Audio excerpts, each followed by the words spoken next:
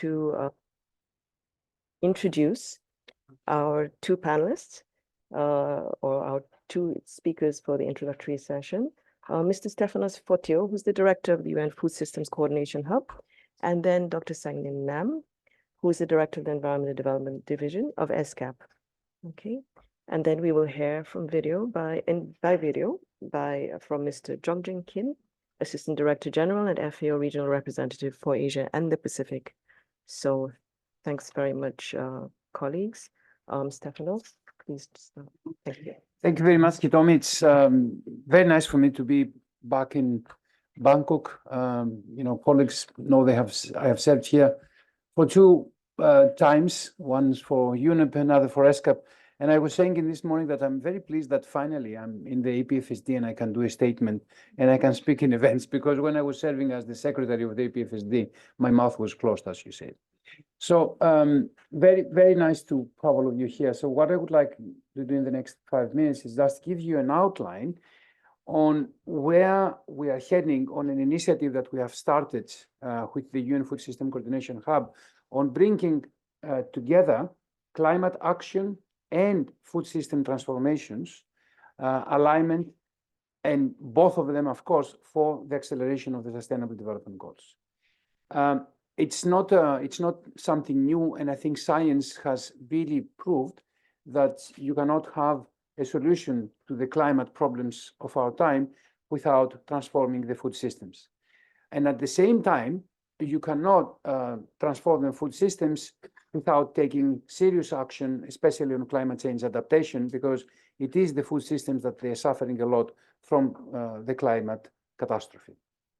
So we started some work with the COP28 presidency 1 year ago. I mean, when the presidency started to shape the work for the COP28, and we worked together with the COP28 presidency, and our work resulted in what is called the Emirates Declaration, which is the declaration on food systems, on agricultural, climate, and resilient food systems. And this declaration that today has been signed off and endorsed by 159 countries is a roadmap of work that we would like to do over the next 2 years. What is the ambition? The ambition is that in 2025, which is a year that we're going to have the COP30 in Brazil, where updated NDCs are expected. And at the same time, we'll have the second food system stock-taking moment somewhere in the world. I don't know exactly where. We can be able to have a set of countries that they will have updated their NDCs, including action items on food systems, and vice versa countries that they have updated their national food system pathways and they have made it relevant to the climate action. That's the overall ambition, and we want to do this with partners. Of course, as I always say, our clients in the UN Food System Coordination Hub is the Food System National Conveners, and we have some of them today here. And we want to continue working for them and with them, and bring in this partnership, of course, all the UN system in the regional work that we want to do. Of course, we want ESCAP as our main partner, but also we will be working with UNEP, with UNDP, and with the whole UN Food System Task Force that has been established the last 4.5 years. So we are looking today to really listen from you, your ideas on how SDG acceleration and climate action complementary working together in the area of the food systems transformation. You know that the food system transformation is one of the 6 accelerators that came out after the SDG summit. And we have heard a lot of times, and I heard a lot of times during the SDG summit in September last year in New York, that the food system transformation is really a nexus that can bring all other transitions together, especially for work at the local level and in rural communities, which are many times the citizens of these communities are facing the inequality of impact. So thank you very much for this partnership, and looking forward to the event today. Thank you, Hitomi. Thank you so much, Stefanos. Excellent start to the event and for framing the issues that we're facing at the global level. may I invite Sang-Min, please, to join. Thank you. Well, maybe fortunately, unfortunately, Stefano already covered all the points that I wish to convey. The points I prepared in this for delivering this. So let me just highlight just a few points. As you may have attended this the introduction of Asia-Pacific Progress Report on SDGs. Amongst the various older SDGs, climate change, SDG 13 is most challenging for Asia-Pacific, it's regressing. For other SDGs, certainly we are not meeting the target, but when it comes to climate change, it is regressing. But we have to look at, when it comes to agriculture and food system, we need more attention. Of course, we have been, especially at the country level, there is a growing awareness about both impact and contributions. When it comes to impact of climate change on agriculture, so here in many parts of Asia, especially when it comes to South Asia, the share of agriculture sector for employment, Thailand, it's relatively good, but still about 30% of employment is in agriculture sector, while agriculture sector is contributing about 7 to 8% of GDP. So with the increasing temperature, which is beyond the global temperature increase, this year it was last year it was 1.48 degrees Celsius, though it was partly driven by natural El Nino phenomenon. So, and then how to really avoid and mitigate the impact from climate change will be key for livelihood. The second point is contribution of agriculture and also food system to GHG emissions. So, as Stefano highlighted, so this food system and agriculture was one of our important new elements of a discussion during the COP, including this Accelerator declaration. In that regard, so methane reduction will be key, especially to reduce, to mitigate the current trend of global temperature increase. So in Asia, this methane emission from rice cultivation and also methane emission from food waste is quite a critical challenge for us. So we do need to really pay more attention and increase our ambition and action in new NDC 0.3. In that, with regard to NDC 0.3, which should be developed by end of next year, we do need to really integrate the food system transformation strategies into NDCs and vice versa.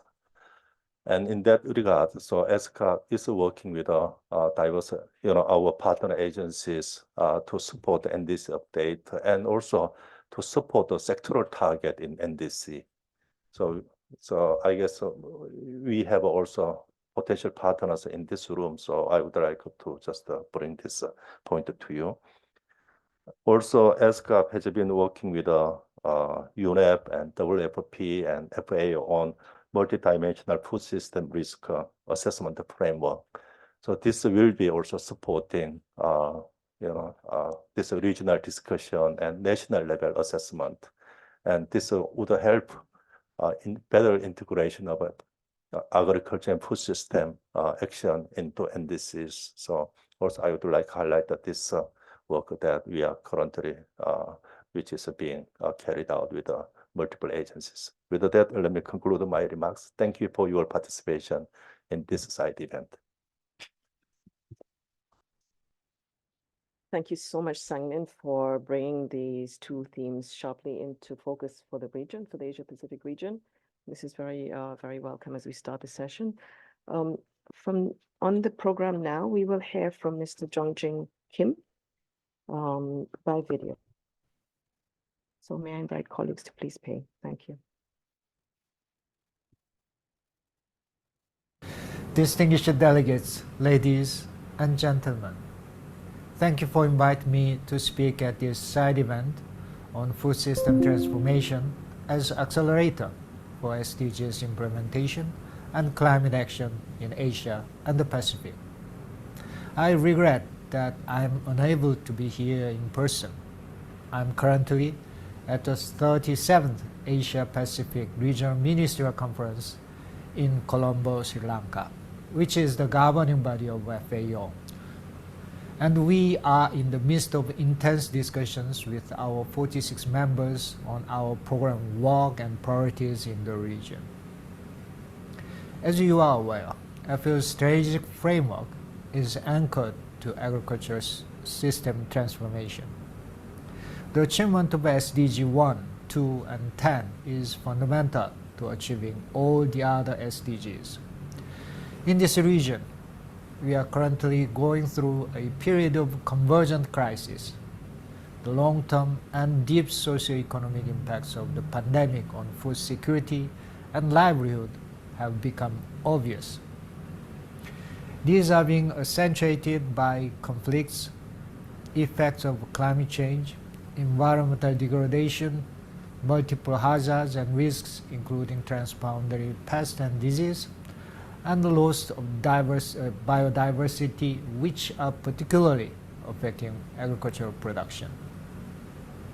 It goes without saying that we are deeply concerned about the climate crisis and the impacts it has on food availability and access, especially in a region which is home to half of the world's undernourished population, and where the cost of a healthy diet averages more than $4 per person per day, a cost that is simply out of reach for millions of families. Transforming global agri-food system is very much the climate solution and effectively contribute to the ensuring food availability, accessibility, and affordability. Our goal is to reshape our food systems so that they become more efficient, inclusive, resilient, and sustainable, leaving no one behind. To that end, we are helping our members building resilience in the plant, livestock, fisheries, forestry sectors, promoting nature-based solutions, emphasizing science, innovation, digitalization, and disseminating climate and energy-smart agricultural practices through several projects, including GEF and GCF. The FAO Regional Office for Asia and the Pacific has been closely working with the UN Food System Coordination Hub and our sister organizations towards implementing food system transformation pathways. We are following the process fostered by UN Food System Summit 2021, the stock-taking moment in 2023, and the Commitment of Nutrition for Growth Summit 2021. We have formed a regional network group on food system among UN agencies to emphasize this agenda with countries in Asia-Pacific region.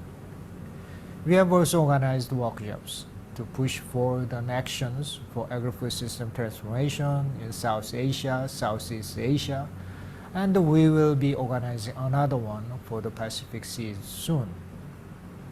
I hope that this side event will contribute towards a closer partnership between all of us, and we will find the routes to plug investment financing gaps to ensure that climate finance reaches those who need it most, especially smallholders and family farmers. We are all working towards a common goal, a region and a world free from hunger, poverty, and inequalities.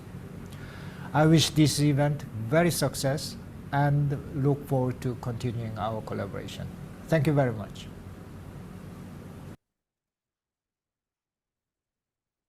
Okay, a very, very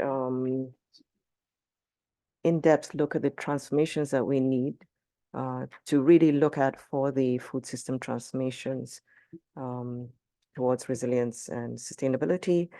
And with that, we will move to the first panel.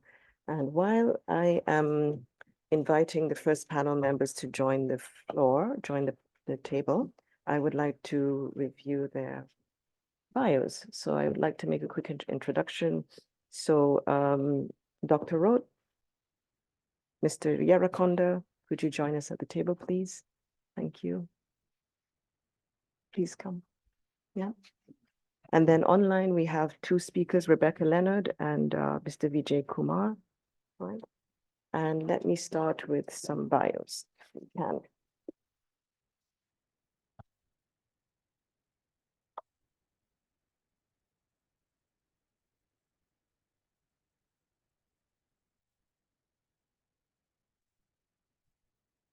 Welcome.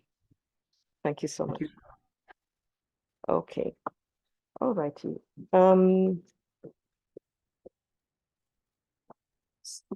That's okay. Okay. So Dr. Rod, to start the panel, apologies. Okay, Dr. Rod is the member of the National Planning Commission and a National Food Systems Convener of Nepal. And he's been previously a senior scientist in the government of Nepal, and we're very pleased to have National Food System Convener join us at this very busy time. And then joining us following Dr. Ron is Mr. T. Vijay Kumar joining us online. He's the advisor to the state government of Andhra Pradesh for Agriculture and Cooperation of India and co-vice chairman of the Ritu Sadikra Samta organization, right? Dr. Kumar is the prime mover of the ZNBF, right? As Andhra Pradesh inches towards becoming India's first natural farming state. And its work has covered over 90% of the cultivable areas. Yeah. So we have a very, very interesting example of natural farming and agroecology transition to hear about shortly. Mr. Yarakonda, who is with us, is a learning and academics lead in the state government of Andhra Pradesh under this program. And he has over 15 years of international experience experience in international development as a manager and specialist in social mobilization, institution building, training, working with underserved populations. And he has also played a key role in conceptualizing and implementing innovative approaches. So very, very much looking forward to that intervention. And the final speaker for this panel will be Ms. Rebecca Leonard. She is based at the UNEP Regional Office for Asia and the Pacific and has over 20 years professional experience in development policy research and analysis. And her research work has centered on analysis of approaches for promoting sustainable livelihoods of low-income communities. And she has worked with various local and international NGOs and bilateral and multilateral agencies in Southeast Asia. And she is the lead expert on the TEEB Agri-Food Initiative in Thailand and some other Southeast Asia countries. So we have a really interesting panel coming up. So let's start with you, Dr. Rout. Yes. So may I invite you to make your presentation around Nepal's strategies and successes in making progress on SDG 2. Thank you.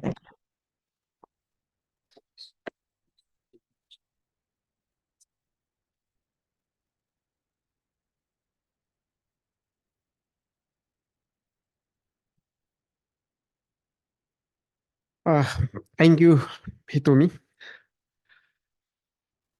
for the nice introduction. And very good morning to all distinguished delegates, ladies and gentlemen. It's a great pleasure for me to be here sharing Nepal's experience in advancing the SDG 2, Zero Hungers. So first of all, I would like to share here what are the strategies taking the Nepal government to advance the Zero Hunger or SDG 2. So,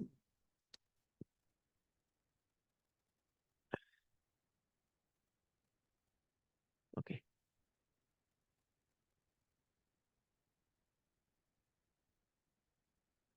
So, the Nepal's government has demonstrated the committed approach for internalizing the SDG, formulating numerous policy guidelines, aligning all the guidelines with the plans and programs of three tiers of government. This type of concerted effort has made the tangible progress across the socio-economic, environmental, and political domains within the country. So if we see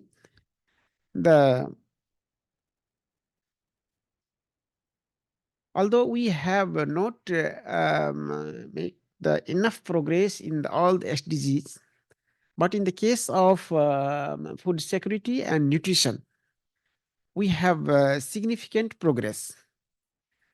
And the progress is commendable.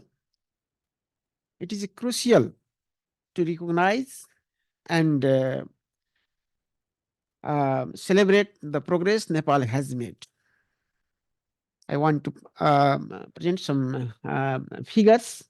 In the case of undernourishment, we can see it has reduced from 17% to 6%. And if we see the global hunger status improved from alarming hunger status to moderate in 2021. And if we see further, in 2023, it has reduced to 15 score. So if we see another stunting case under the 5 age children, 57% to 25% in 2022. Similarly, the wasting from 15 to 8%.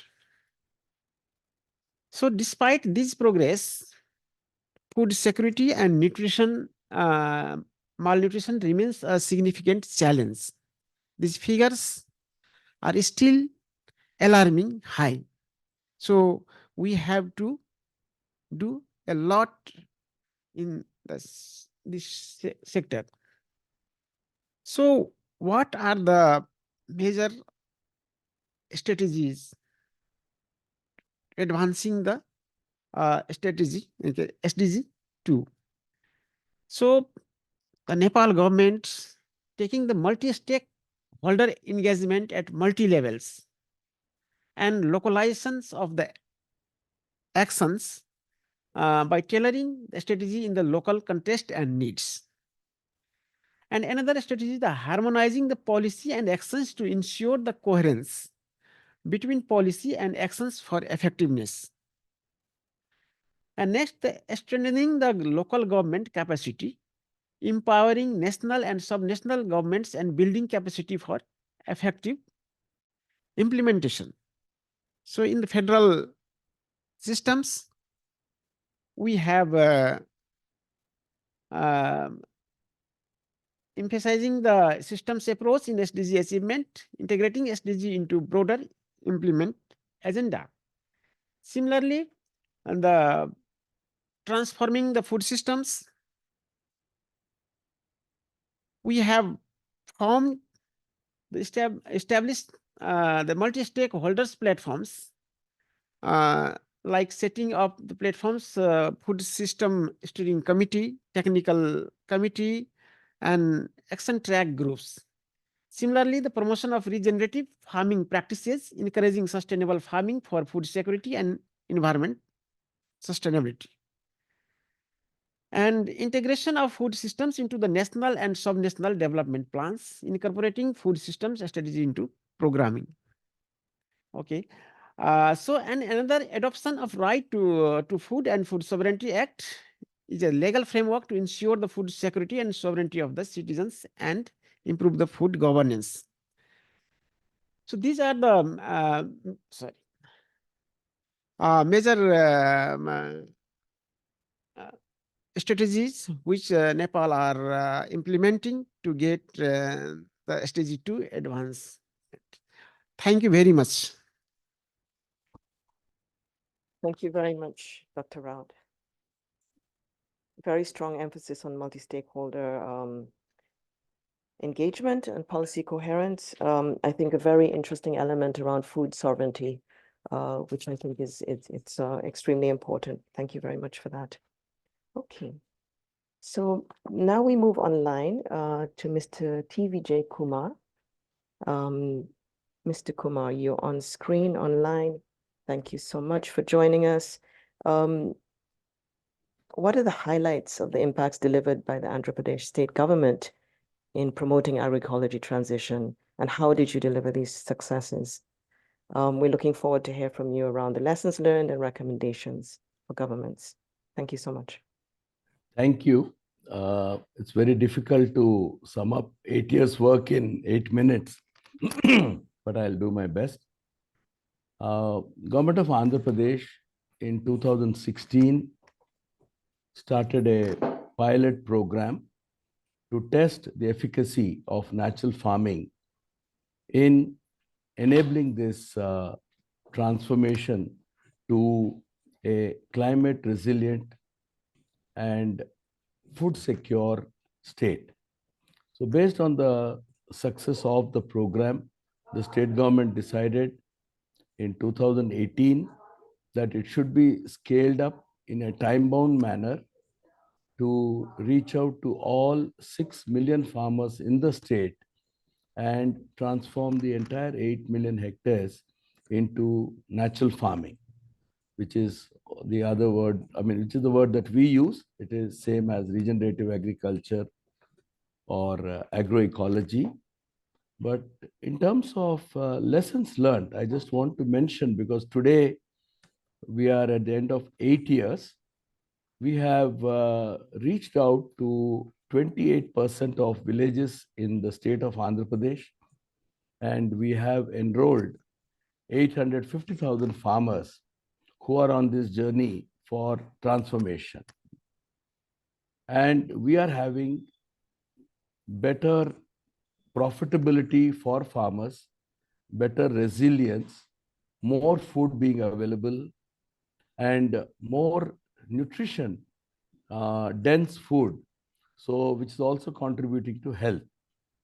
There are many other co-benefits from this transformation which impact all SDGs. But the challenge essentially is, how do you scale it up? Because natural farming runs counter to the mainstream thought or mainstream view of chemical agriculture. So that was basically the struggle that we faced, because the mainstream agriculture department, the universities, the knowledge system were all opposing this. So, and that is the reason why many places it doesn't scale up.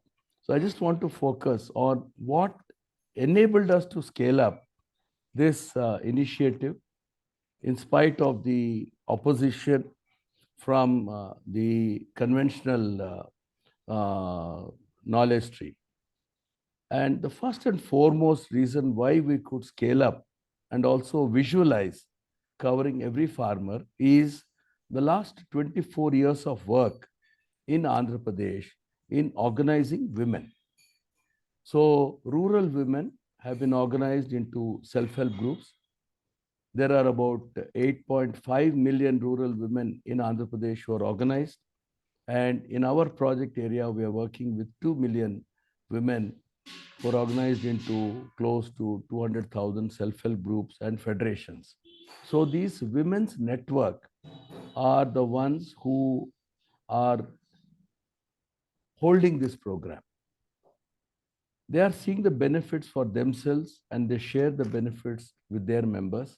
So building this platform of women self-help groups has been critical for our ability to transform. The second has been a very unique extension system, which is farmer to farmer extension system. So the best practicing farmers are the ones who take the message to others. Because farmers are not willing to believe others, not willing to believe only those who possess some degree of agriculture or postgraduate degree in agriculture, but who are not doing farming. So farmers believe other farmers. So we have created an army of such champions. We started with 700, 800 such champion farmers. Today, we have 10,000 farmers, 1 per 100 farmers, who are the change makers. So those who have changed are the change makers, and that's why they have the highest credibility. And you'll be happy to know more than 50% of them are women champion farmers. The third has been our deep dive into the knowledge of natural farming, because people used to confuse it with traditional agriculture.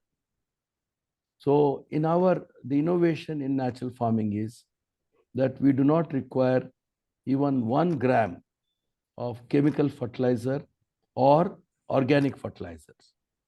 So from our work done in other countries, we understood how the regenerative agriculture works and how to take this to farmers. So we have developed a framework of 9 principles of natural farming. And the most important one being that we are not feeding nutrients to the soil, we are not feeding nutrients to the plants. We are triggering soil biology, which enables a beautiful exchange between plants, microbes, and the nutrients in the soil. So this understanding that it is not conventional agriculture or organic farming which can deliver. So this knowledge has been very, very critical, and we continuously improve it through farmers' innovations, through knowledge coming from outside, and through our own, great initiators of this work in India. And the fourth has been the support from the government. State government has provided resources for this transformation and has provided the manpower, the convening ability. So in one sense, the government is riding 2 horses. On the one hand, it can't deny farmers chemical fertilizers. At the same time, the government is saying the way forward is natural farming. And so government support has been very, very critical in managing these contradictions.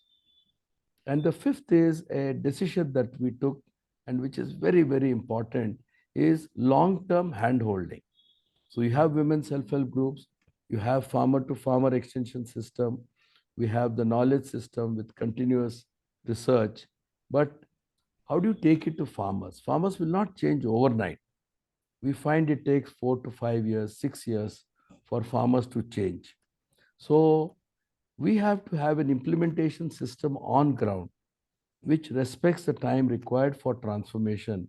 And so we have put in place a system with the Women's Federation at the village level, with the local government, and the Champion Farmers Network and the government departments. So, and the final one has been collaborations between different departments of the government and various global institutions, and including FAO. FAO has been of great help in enabling us to learn the principles of farmers' field schools and apply it on ground. And I think I might have run out of time. I'll conclude here. But thank you for the opportunity. But in every forum I have been to, the focus seems to be on science and technology. But I just want to say that if you don't prepare the people, if you don't have people's network on ground, then it is not possible to achieve the results. Thank you very much. Thank you very much, Mr. Kumar, for these really important insights and really proof of concept. I think this is really important when we develop our strategies, that we learn from each other. And I think these are really important insights to share. Thank you very much.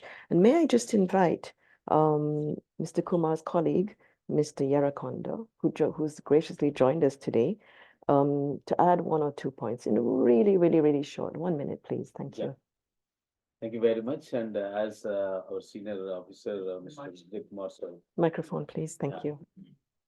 actually shared about our intervention success and finally, last word he said that the networking, particularly while working with the community, is very, very important when we have the science and technology. To demystify this particular science and technology to the farmer level is very, very important.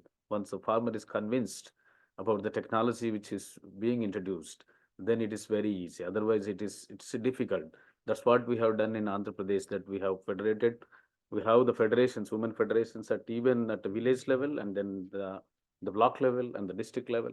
So the transformation is actually, transition is happening right from the ground, basically. So that's what. And one more thing, Vijay Kumar sir is mentioned about this kind of, champion farmers. How we are making those champion farmers is, it's not giving some trainings and all. It's a kind of apprentice mode, basically. One farmer is working closely with 5-6 farmers and making them to, understand the science behind this field-based crop models, different crop models with the increased biodiversity, and then harnessing the sunlight, especially, and then harnessing the water from atmosphere. When the above ground biomass is actually more, the water actually absorption will be more when if you look at the plant science and other things. So that's what, in other way, the irrigations particularly has been reduced actually, in other way. There's lots of savings, power savings, even money saving, and then input cost is being reduced, all these things. So farmer is, when convinced about these field crop modules, then models. So that was the success in Andhra Pradesh. Thank you so Yeah, much. thank you. Appreciate it. Thank you. Okay, so let's move on to the next presenter. So we have Ms. Rebecca Leonard online. Rebecca, please. Thank Hello, you. good morning. I hope you can all hear me. I'm going to try to share my screen if possible. And we were limited to a very small number of slides, so there will be very few, I promise. I hope you can see that now on full screen. Yes.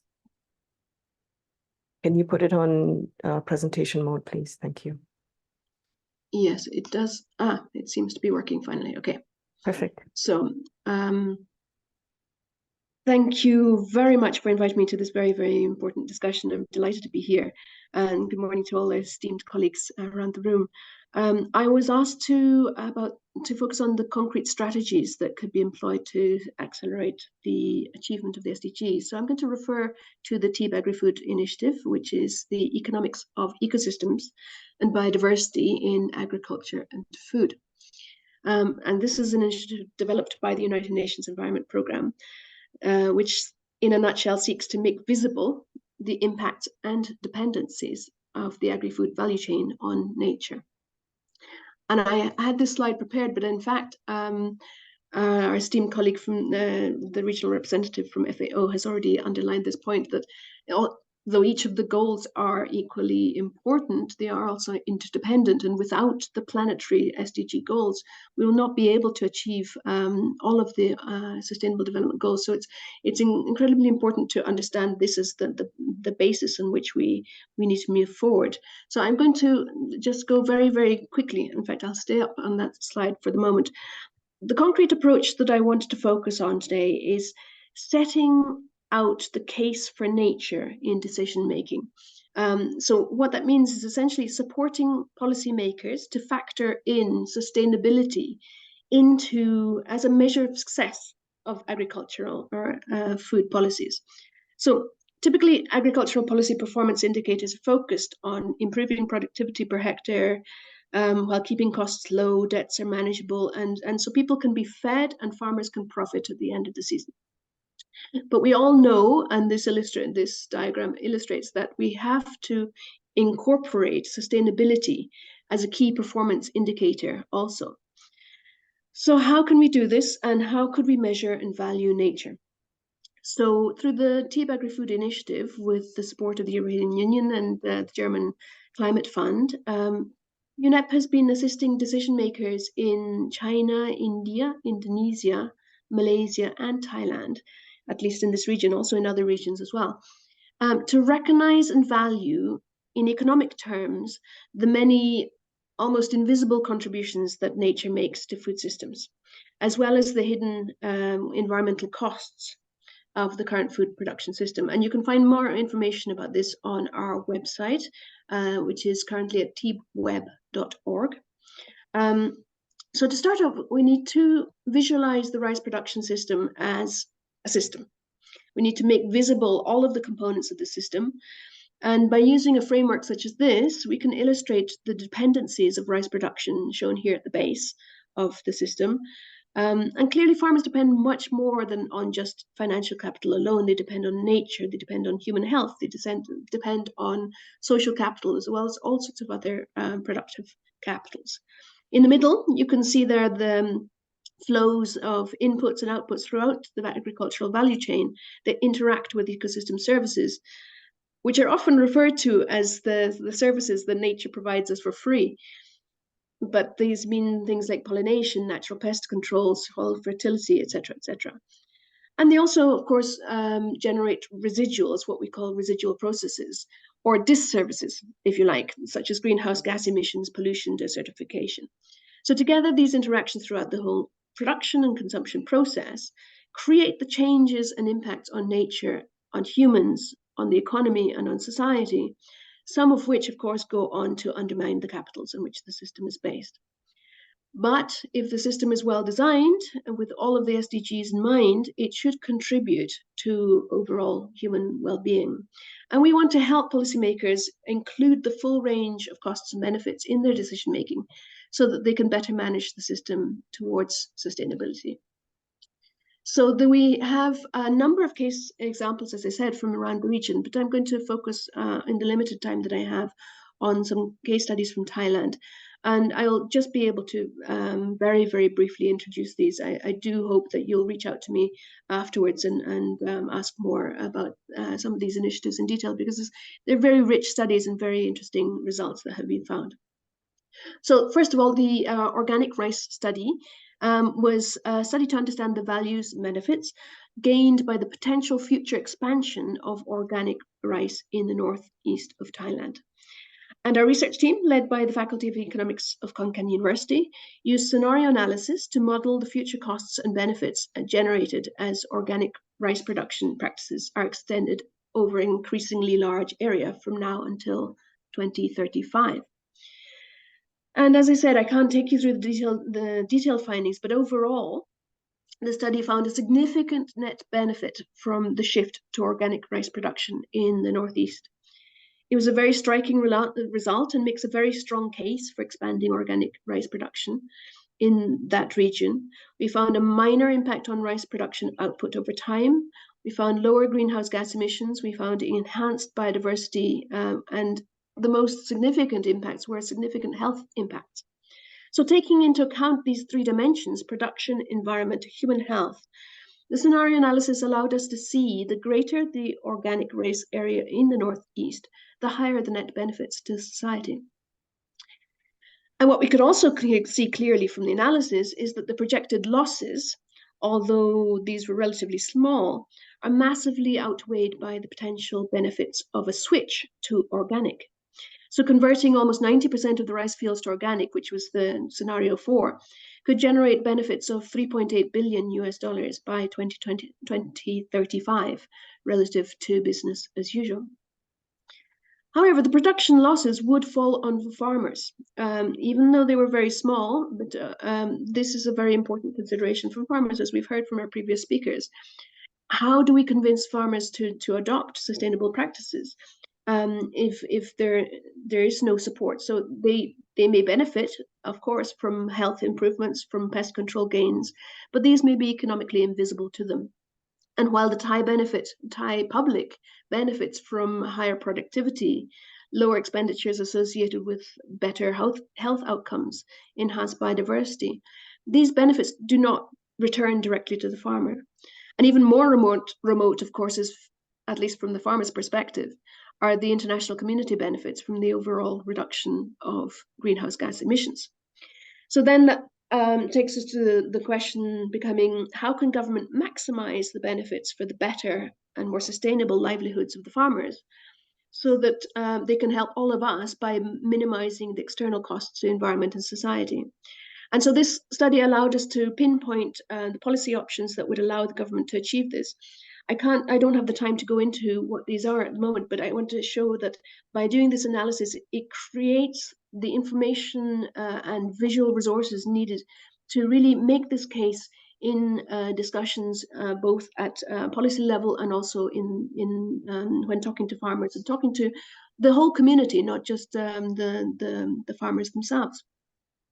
And then the second case study that I hope I have just a few more minutes to outline is on sustainable rice. So we're looking at, well, if organic rice would over time produce very similar output to conventional rice, but there is a transition period, there is a time in which it would not be possible to make the same gains for the farmers. So what alternatives are there? So we looked at the Sustainable Rice Platform Standard, and we tried to see what the case was for nature and in adopting the Sustainable Rice Platform Standard in both the Northeast and the central regions of Thailand. And again, the scenario analysis was very clear in showing that the expansion would bring a very high net benefit to both, in this case, the rice farmers, the public, and the planet. And the direct switch from conventional to sustainable rice in scenario 4 was valued at just under $50 billion cumulatively over the period review, which was from today until 2050. So the clear, visible private benefits to farmers under this scenario are the higher profits from growing rice due to better yields and lower cultivation costs, but also lower risks from becoming sick from pesticide poisoning, etc. The public receives better benefits in forms of greenhouse gas emissions reduction, better health condition due to less air pollution, higher efficiency of water and water availability. But again, there is a transition process, and it's not always easy to encourage that shift without support. Support is needed to support with the costs of conversion, such as soil fertility evaluation, land leveling, nutrient management. All these different transitional costs are very, very important. So we use this case study to show in which ways the government could step in and what the case is for doing so, the case for nature. Thank you so much, Rebecca. We're just sorry, I've come to the end of my presentation. Any So I just wanted to say it's been a really, really interesting study. We've seen a lot of synergies, a lot of very few trade-offs. And we can use these studies to pinpoint where we can maximize those synergies and minimize the trade-offs. So thank you very much. I'll stop here. Thanks so much, Rebecca. Very interesting. I think what's really, jumping out for me is the fact that there are winners and losers, and it's important to recognize who these are and support the transition. So thanks very much, Rebecca. So we've come to the end of panel 1, which was focusing on the SDGs, and we have seen that there's a really good level of progress in some leading countries, and we're very, very privileged to have these insights shared. And we also have understood a bit more about how this transition is possible. And I think we've learned a lot. I would like to just open the floor for 2 minutes to questions. If we could have just 1 or 2 questions, that would be very welcome. And I would like to recognize that there are online participants who may also share questions, but there are none right now. Anyone from the physical meeting? Sanjay, thank you. A very quick question to Mr. Kumar online. It's a very truly inspirational work, Mr. Kumar. Congratulations. My question is, the Andhra Pradesh case study that you highlighted, it's a drought-prone area. It's also cyclone-prone area, directly exposed to tropical cyclone. How you build resilience component into regenerative agriculture, because this has been a concern, particularly for the farmers in a place like Andhra Pradesh. Thank you. Thank you so much. 1 more question. Yes. Please, here. 2nd row, thank you. Thank you. My name is Paul Apthorpe, and I work in the transport and logistics sector all across the region. And I do an awful lot of work in agricultural logistics. The thing that I see the most in agricultural logistics, and I've just been doing a big project in Mindanao recently in the Philippines, and I see it in Cambodia, I see it in Laos, I see it in Myanmar and other projects. is post-harvest loss. Now, I don't see that addressed anywhere. There was a little bit of a mention about the global reduction, but my recent work in Mindanao was showing in the remote areas post-harvest losses of 30 to 40%. Now, the issue that I want to put to the panel here is that it doesn't matter how good you are at growing it. If you throw most of it away or 30% of it away, then we're not doing anything good. And nobody in the projects that I work on, they say, oh, that's the commercial sectors. They'll fix that. But the commercial sector won't fix it because there's no money in it. And until an economy of scale is achieved in bringing it together, gentleman from Nepal, I did some work in Nepal, but maybe on logistics and not so much on agricultural logistics, but it's the same thing about economies of scale because of the roads, the conditions. We're ending up we're using very small vehicles to take very low value product over long distances. And that means that when it arrives to sell, it has a sale price which is higher than the value of the product in transportation. Thank you so much for your comment. So the question is, where is this being addressed? That's the question. Okay, thank you so much. Okay, so we have two questions. Can we have very quick answers? First from Mr. Kumar and maybe Dr. Raut afterwards. Thank you. Yeah, thank you. The natural farming practices themselves create this resilience. So the concept of a living root, 365 days of the year, crop diversity, bioinoculum to stimulate the microbial populations. So when the soil biology is activated, the soil becomes porous, the water holding capacity increases, and a very unique phenomenon that we have been able to observe, and we are building on that, is in drought prone areas, plants are actually harnessing water from the air. So we have this 365 days green cover concept, which Sudhakar mentioned.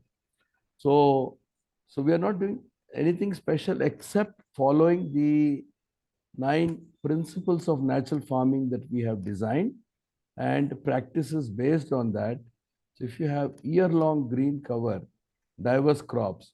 So we had the recent cyclone Michong, and with 120 to 150 kilometer speed, and we had 100 to 150 rainfall overnight. So the paddy fields, which were about to, ready for harvesting, so except natural farming fields, all other neighboring fields collapsed. So this has also very granular impacts. You don't have to wait for the whole area to change. If one farmer changes also, the benefits are there. And I just want to mention one point, that there are no trade-offs here. There are no winners and losers. Our finding based on our work is, from year 1, farmers practicing natural farming can have higher yields, lower costs, greater resilience, and net income goes up. So there is absolutely no losers here. So I just wanted to add that. Thank you. Thank you so much, Mr. Kumar. Dr. Raut, in just 1 minute, please, if you can. Thank you. Okay, thank you for the questions. Yeah, the post-harvest loss is also big issues in Nepal. Recently, the Nepal government is trying for the construction of agricultural infrastructures like the cold storage warehouses and agricultural roads. So in the federal structures, in local governments and provincial governments, in our 16th plans also, we are prioritizing these things to reduce the post-harvest loss, because according to experts' opinion in Nepal also, there is 15 to 30% post-harvest losses in the agricultural sector. So basically, these days the Nepal government are very like many investments are focusing on those sectors for the construction of agricultural infrastructures. That's all. Thank you. Thank you very much, Dr. Rob, for this response. Okay, so let me move directly to the next panel. Just so in this regard, let me invite His Excellency Mr. Soxilo to please come to the floor and to invite our panel. Thank you. To lead. Can we just give them a round of applause? Thank you so much. Okay, so may I invite His Excellency Soxilo and Mr. Tongnam Pongpichit, and then Mr. Jidan Fikri, please to join us at the table.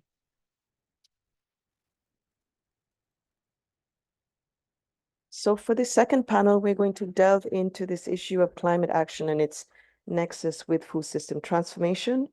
So key points of the discussion, we'll look at the opportunities and challenges in climate smart food system transformation and really looking at some successful examples.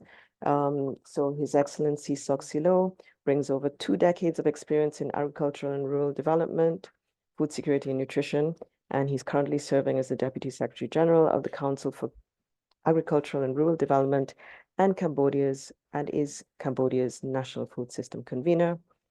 And we have Mr. Tongdam Pongpichit, and he's the director of the Sustainable Agriculture and Environment and Development Association, SAIDA, in Lao PDR, and he has been a driving force in promoting sustainable agricultural development and climate resilience, with extensive involvement across other sectors, across different organizations in the Laos civil society networks and communities.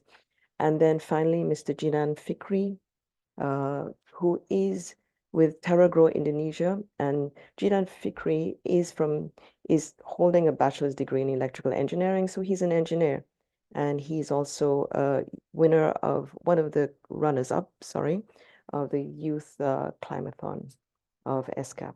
Right? So let me start with His Excellency Soxilo. Just a reminder to the panelists that we're running about 15 minutes behind, or 15 minutes. So a lot of pressure.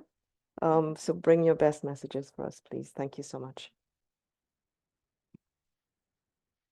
Good afternoon, Excellency, ladies and gentlemen. First of all, I would like to thank the Food System Coordination Hub, AHO, and UNESCAP for inviting me to this important side event. Second, I would like to inform you that the UN Food System Summit, the COP28, has been a significant movement for catalyzing global change in thinking. In Cambodia, we have come a long way in terms of addressing this concept to our vocabulary, promoting dialogue, and striving progress implementation. We have moved beyond debate to developing the substantive national program to address the food system and climate change nexus, harnessing the effort of government and all stakeholders to address the common set of the priority action. Cambodia recognized that the food system is the critical link between nutrition and climate change, a necessary condition for addressing all forms of malnutrition and a driver for sustainable development. In the Pentagonal Strategy Phase 1, the Royal Government of Cambodia has established the goal and direction to strengthen the social protection system and food system to provide food security, nutrition, and healthy diet for all, and for ongoing action to address climate change. In address climate change, the first direction is to mitigate the effect of climate change by reducing greenhouse gas emission, encouraging food system toward green growth, and promote green credit and carbon market. The second direction is for adaptation to reduce vulnerability to the effect of climate change. through resilient public investment, strengthening early warning system, and using all means to protect life, safe and healthy for all the people. Cambodians have worked hard to stay abreast of international agreement and obligation for the development of the NDC and in the formulation of the climate action plan, the development of the roadmap for food system for sustainable development, the national strategic development plan, and support sectoral plan. Cambodian commit to enhance the resilience of food system and advance health outcome through more equitable access to safe and nutritious diet, improve care and environment, reduce food loss and food waste, advance in protect agriculture and irrigation efficiency, and supporting farming, fishing, and protected area community to find a sustainable income activity while protecting their environment and vital eco service. Cambodia is proud to have joined the Alliance of Champions for Food System Transformation as one of the 5 founding member states. We expect that this alliance will provide us with direction, motivation, and partnership to address a major challenge of food system transformation as in the context of climate change. Cambodia is committed to expand the linkage between nutrition and climate across national and subnational platform, plan, and program. As one of the countries most affected by climate change in Southeast Asia, we have a strong commitment to reduce our greenhouse gas emission, just as we remain committed to our goal for food system transformation and our country aspiration for reaching high income status. We understood that if we fail to address the food system climate change next year, there will be no foundation for Cambodia to reach its vision for long-term prosperity. I thank you for your attention. Thank you very much, His Excellency. Some very strong messages about the interface of climate change and food systems around infrastructure, early warning systems, nutrition, and so on. So thanks very much for that very good example of how climate is being integrated into Cambodia's strategies. So let me move next to Mr. Tonggam. Thank you. Yes. Good afternoon, everybody.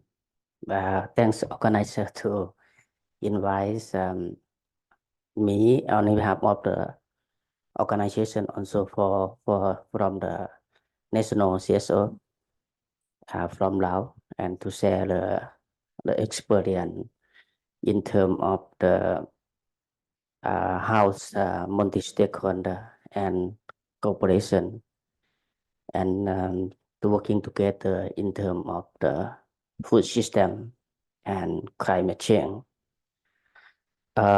Before I come here, we have the national multi-stakeholder discussion about the climate change impact. So we found that from the lesson that we cannot separate between the food system and climate now, because we have to working together between the multi-stakeholder, especially for the governments, private sector, CSO, business, and farmer organization.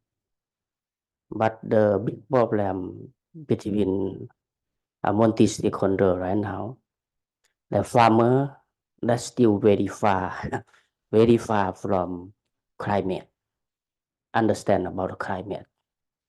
So in terms of some of us talking about the loss of the post harvest, using chemical pesticide and the loss of the diversity. That's the big problem between the local community.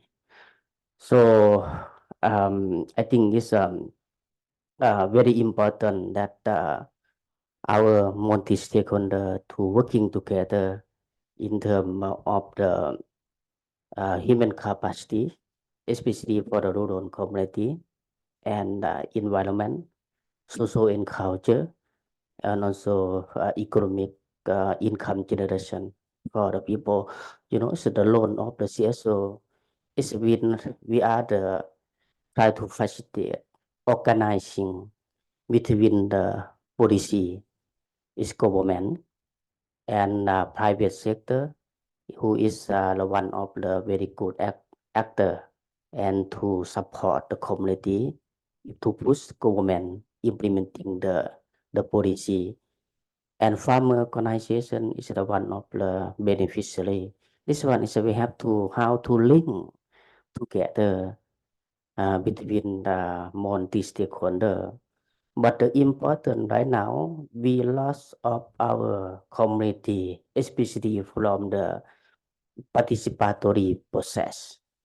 We have to thinking about how all stakeholder participate and making decision also from the assessment, how they can plan together, implementing together, and monitoring and evaluation together. This one is very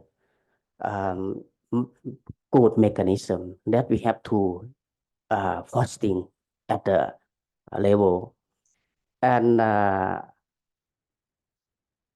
the one that because the one of the that we are weak right now is the information sharing, transparency of the information, and how to link to the local community, especially for the climate change information and disaster risk reduction and impact for the agriculture issue is the one, because we found that the big problem at the local level that they cannot prepare themselves right now.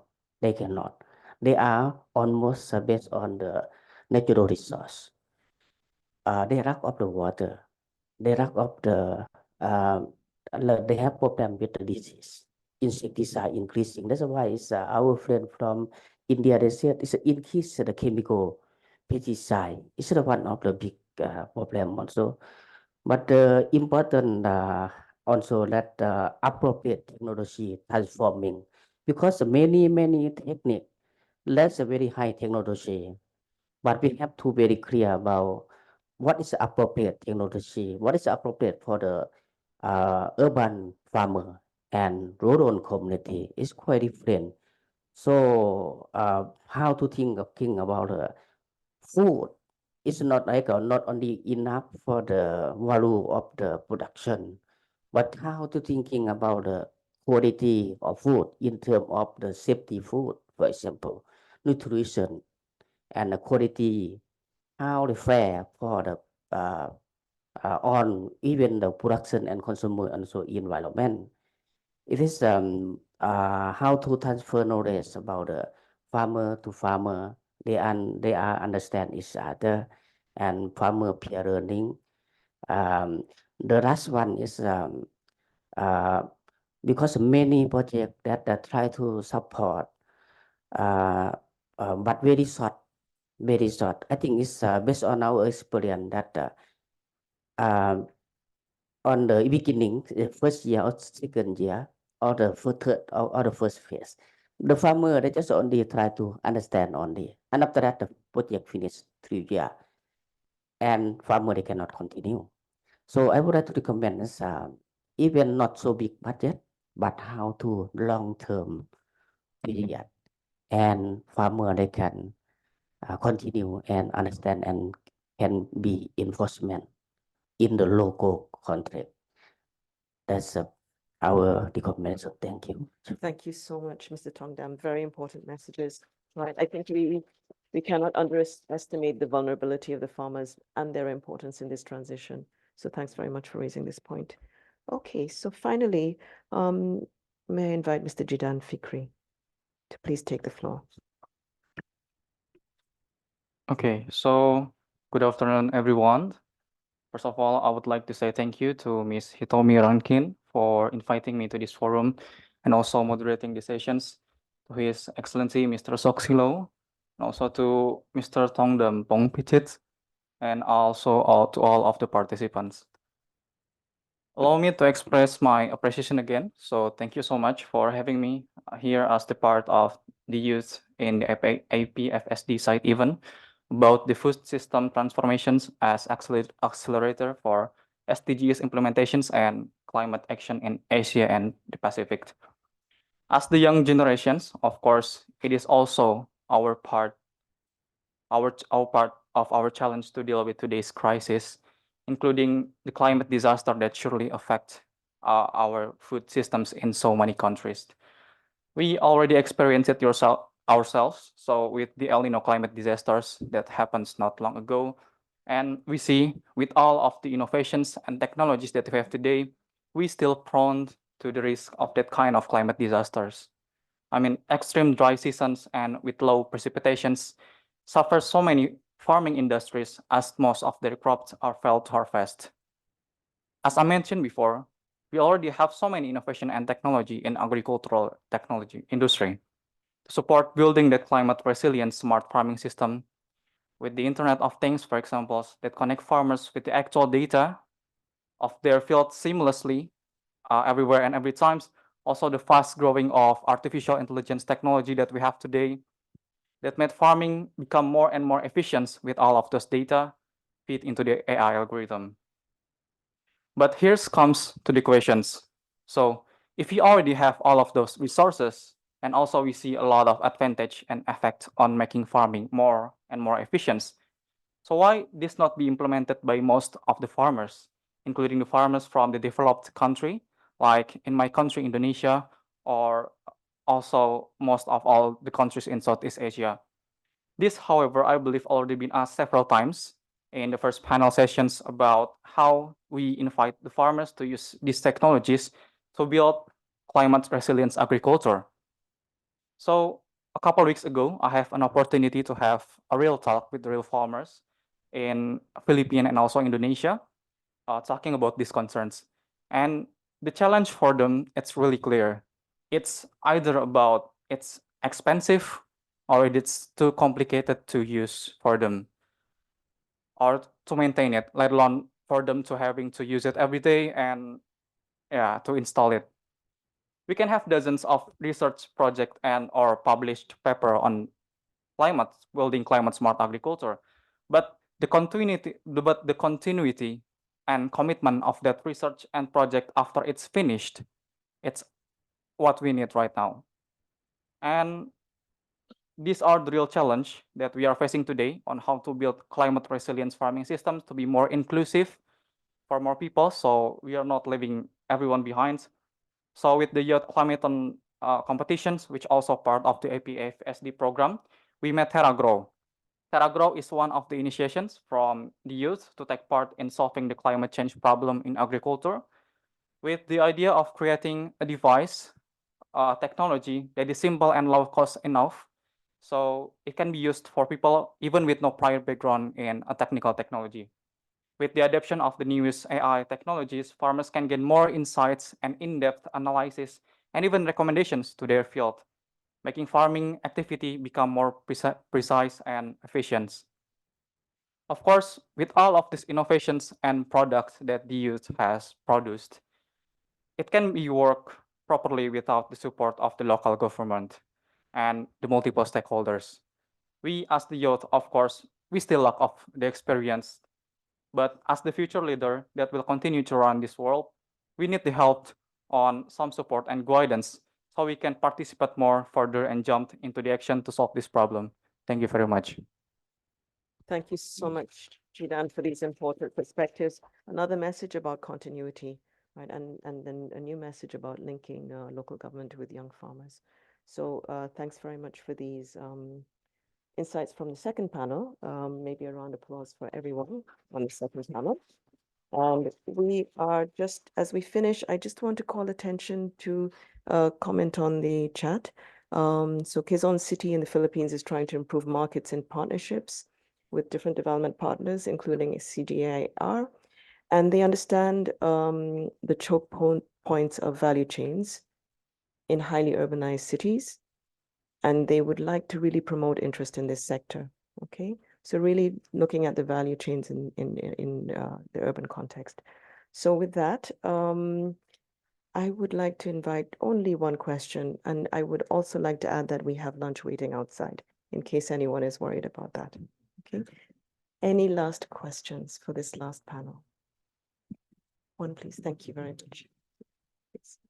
Thank you. I'm the UN resident coordinator in Mongolia. The context is completely different. The food there is 60 to 70% meats and 20-30% wheat and very little agricultural products of vegetable and food. One thing, a comment and won't be a question for all, and I was having a chat with my colleague from Andhra Pradesh as well as Nepal, and I'm looking at the whole facet of the mindset change. And I think Vijay Kumar talked about the impact of collective and the people, preparing people for that.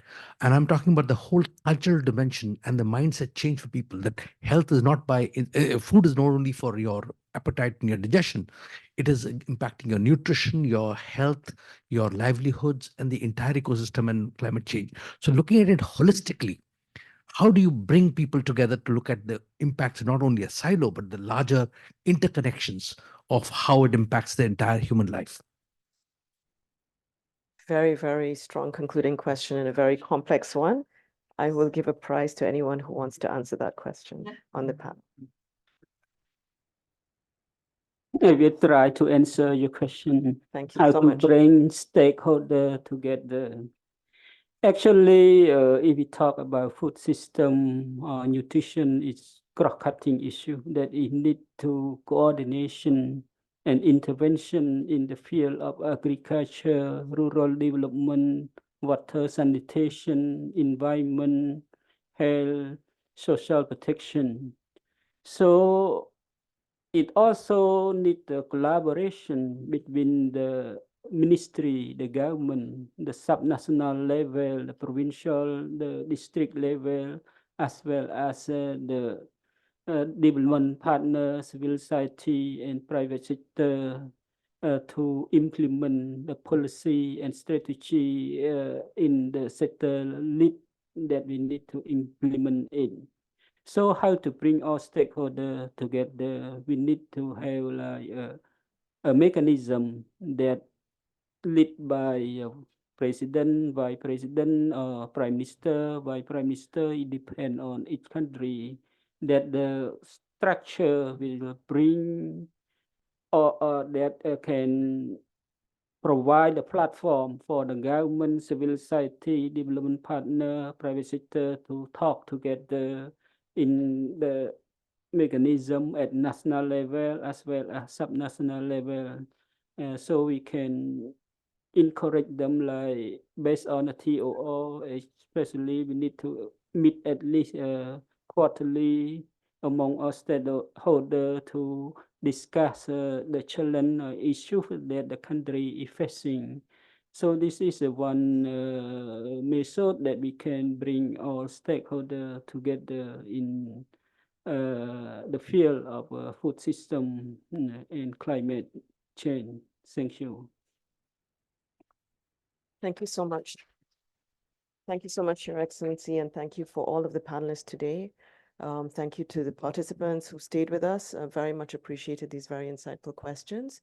Any final words from Stefanos? Please. Yes. I'd like to say the story that I'm getting back. It's a story of hope because we listen that it can happen, you know. Kumar said that it might take 5-6 years, but it can happen. You have cases that it has made it happen. But there's a question, why? And you put the question, why is not happening mainstreaming? And I think there are 3 reasons why it's not happening. One is vested interests. Agri-food value chains have some of the most vested interests from sectors going from fossil fuels to plastics to everything. The second is because the financing cycle is completely wrong. And the third is because food is not just something that people need, but it's something that defines people at the end. And I think what we need is to support the governments for policies that they will make the vested interest understand that we need a transition, but we will have a just transition, change the finance system, but we're talking about a complete change in the architecture, and then also convince the people, and sometimes to convince the people, you need to have not only incentives, but you need to have also regulations. I want to say that there is some food, not all food, but there is some food that it should be approached and it should be tackled like tobacco. You know, tobacco, many years ago, the world says tobacco is bad for your health. And we have done choice editing there, we have done taxation. Some of the food that is out there should be treated like this, so for the good food to have more. Thank you so much.